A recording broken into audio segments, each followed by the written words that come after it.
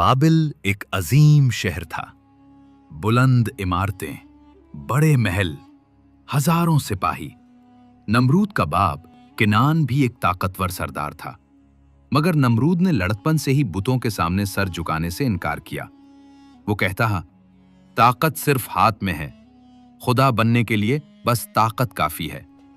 वक्त के साथ वो फौजी ताकत बनाता गया, कबीले जेरे दस्त करता गया और बेल आखिर बाबुल का बादशाह बन बैठा। लोग उससे डरते थे, उसके सामने झुकना एक कानून था और यहीं से उसका गुरूर बढ़ता गया।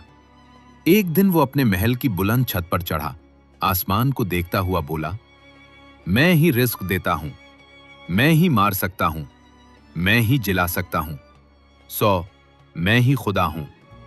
यह ऐलान शहर भर में फैल गया। जो मुखालफत करता मारा जाता, जो झुकता दरबार में इनाम पाता। मगर उसकी सल्तनत में एक ऐसा शख्स भी था जो किसी के सामने नहीं झुकता था। उसका नाम था इब्राहिम। हजरत इब्राहिम बचपन से बुतों की इबादत के खिलाफ थे। वो लोगों को अल्लाह की वहदानियत की तरफ बुलाते और कहते, ये पत्थर, ये लकड़ी के बने बुत कुछ नहीं कर सकते, पूजा के लायक सिर्फ अल्लाह है। लोग इस दावत को सुनकर कांपने लगते, क्योंकि वो जानते थे कि ये बात नमरूद के गुरूर को टक्कर मारेगी। उधर नमरूद के जासूस इब्राहिम की हर बात अपने बादशाह तक पहुंचाते रहे। एक दिन नमरूद ने इब्राहिम को दरबार में बुलवाया। हजारों सिपाहियों के दरमियान नमरूद अपने सोने के तख्त पर बैठा हुआ था। नमरूद ने गुरूर से पूछा, बताओ इब्राहिम, तुम किस खुदा की इबादत करते हो? इब्राहिम ने जवाब दिया, मैं उस अल्लाह की इबादत करता हूं जो जिंदगी भी देता है, मौत भी। नमरूद हंसा, मैं भी जिंदगी देता हूं।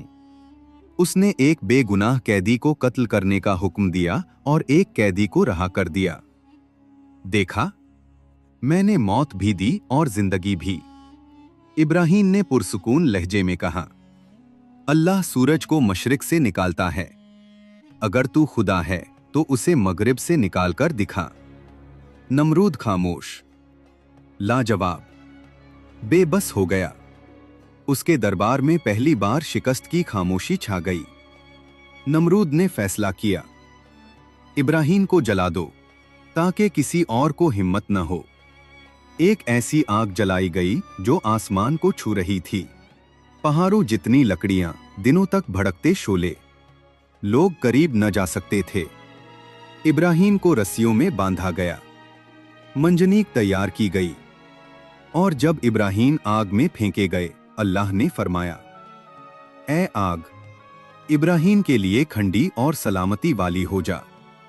आग फूलों की तरह ठंडी हो गई। इब्राहिम सलामत रहे। ये मौजज़ा देखकर लोग हैरान रह गए। नमरूद की ताकत, गुरूर और उसकी आग सब बेअसर साबित हुए। उस दिन के बाद बाबिल की जमीन बदलने लगी। बारिशें बंद हो गईं, अनाज खत्म होने लगा, लोग भूख से तड़पने लगे, बीमारियां फैलने लगी। इब्राहिम ने कहा, ए नमरूद, अल्लाह के सामने झुक जा, तौबा कर ले।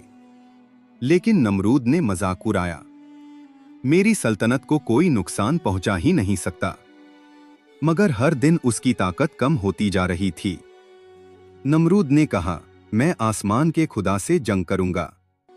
उसने एक बहुत बड़ा बुर्ज बनाया, आसमान तक पहुंचने की कोशिश की, तीर चलाए गए और जब खून आलूद तीर वापस गिरे तो नमरूद ने कहा, देखो, मैंने आसमान के खुदा को जख्मी कर दिया। ये खून अल्लाह ने उसकी बेवकूफी की निशानी के तौर पर गिराया। लोग हंसने लगे, सल्तनत कमजोर होने लगी, वजीर उससे दूर होने लगे। मगर नमरूद की अना आज भी जिंदा थी।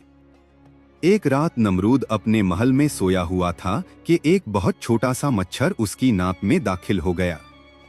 वो दिमाग तक पहुंचा और वहां फंस गया। नमरूद की चीखें महल में गूंजने लगीं। वो अपना सर दीवारों से मारता, फर्श पर रेंगता, अपने सिपाहियों से कहता, मेरे सर पर जूते मारो, मारो, जोर से मारो। जब सर पर जूते लगते तो मच्छर हिलता और नमरूद को चंद लम्हे का सुकून मिलता। लेकिन जब रुक जाते तो दर्द वापस आ जाता।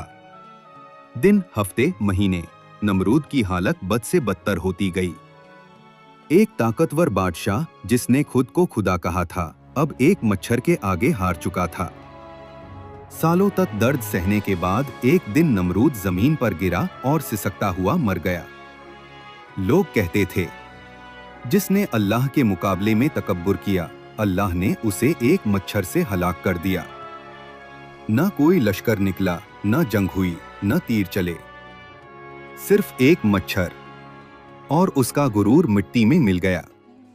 गुरूर करने वाले हमेशा बर्बाद होते हैं। अल्लाह की ताकत के आगे बादशाह भी कमजोर हैं। जुल्म का अंजाम जिल्लत है। एक छोटी मखलूक भी अल्लाह का लश्कर बन सकती है। सच हमेशा जीतता है। बातिल की रस्सी लंबी जरूर होती है, मगर हमेशा नहीं।